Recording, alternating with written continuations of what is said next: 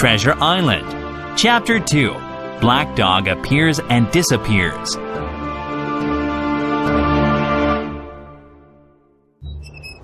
Early one frosty January morning, the captain walked to the beach with his cutlass, the sword he always kept by his side, swinging under his old blue coat. He carried his brass telescope under his arm. Mother was helping my sick father upstairs, and I was setting the table for the captain's breakfast, when the door opened and a pale, greasy-looking creature walked in. He was missing 2 fingers from his left hand, and he wore a cutlass too, but he didn't look like a seafaring man. "May I help you, sir?" I asked. "I'll have some rum," he said. "Are you setting that table for my mate Bill?" "It's for the captain," I said. "Well," he said, "I expect Bill might like to be called Captain. Does your captain have a scar on one cheek and a pleasant personality when he's drunk? Has he a sea chest that he guards most carefully? Now, my lad, tell me, is my mate Bill here?" "He's out walking," I said. "He'll return soon." "Ah," said he. "Good." The stranger hung around the door like a cat waiting for a mouse. Once, when I stepped outside, a change came over his face, and he angrily said, "Get back in here." Then, he suddenly became very polite, half smiling and half sneering. "You're a good boy."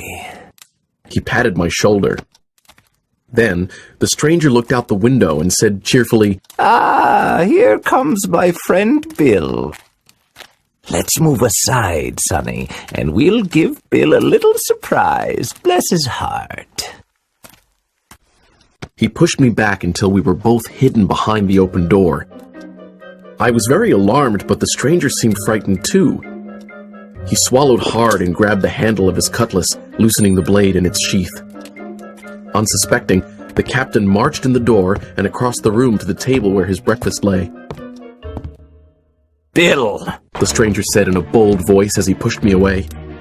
The captain spun around, and he became so pale that his nose was nearly blue. "Black Dog! I'm here to see you, Billy, my old shipmate. It's been a while since I lost these 2 fingers." He held up his mutilated hand. "Well, you found me," the captain said, recovering. "Here I am. What do you want?" "Let's just sit down over there and talk like old shipmates, Billy Bones," Black Dog said. Then Black Dog looked at me. "Leave us. And I don't want to see you listening to our conversation, Sonny."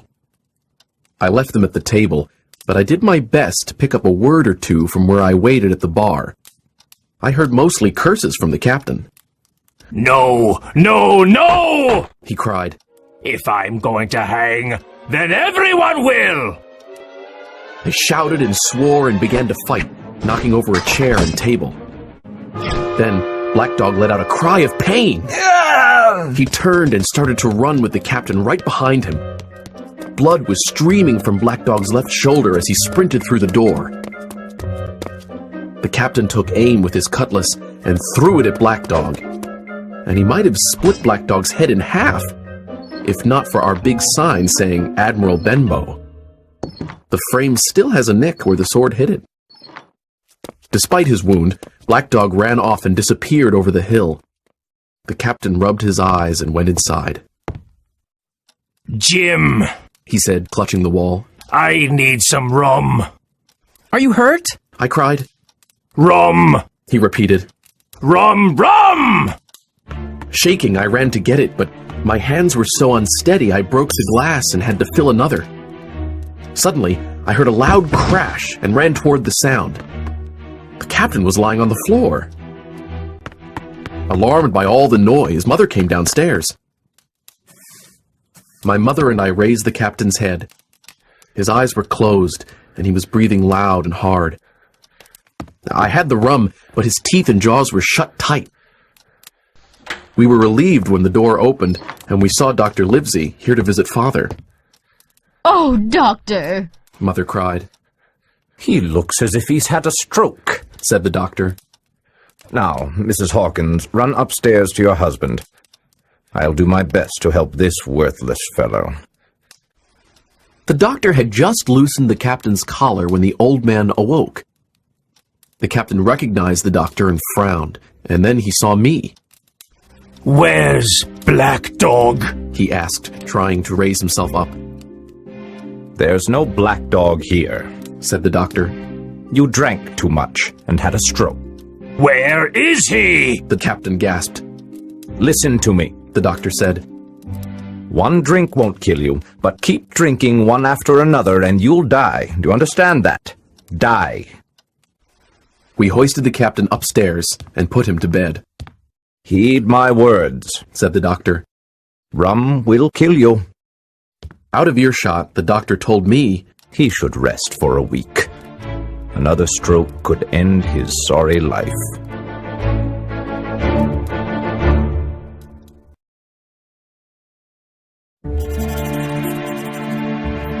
My name is Jim Hawkins, and Squire Trelawney and Dr. Livesey asked me to write down the whole story of Treasure Island from beginning. Jim, he said, I've been good to you. But now I'm low and alone. Bring